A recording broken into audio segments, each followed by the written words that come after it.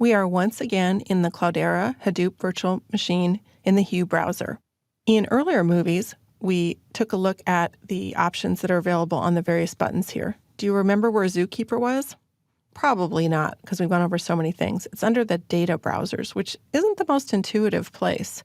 But if you think about it, ZooKeeper is designed for high-level coordination between clusters. And what do clusters contain? They contain data. So it does kind of make sense. Now, I'm going to click on ZooKeeper, and it's not very exciting inside of here. Even though ZooKeeper is installed, remember that this virtual machine is configured in what's called pseudo-distributed mode.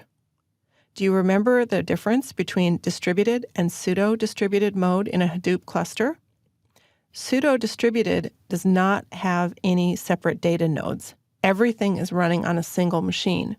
So the ZooKeeper doesn't have a very big zoo here. It's just a single machine. Normally, you would use ZooKeeper with a fully distributed Hadoop cluster, which would have hundreds, thousands, even tens of thousands of nodes.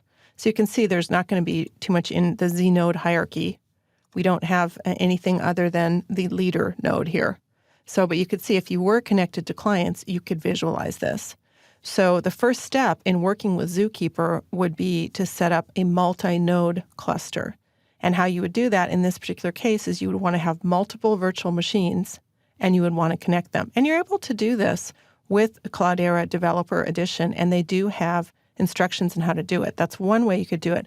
Another way that I've worked with ZooKeeper is to use a cloud-based setup, as I showed in an earlier movie with Amazon or with Microsoft, where it's really easy just to set up multiple nodes by setting that parameter configuration when you're spinning up the cluster.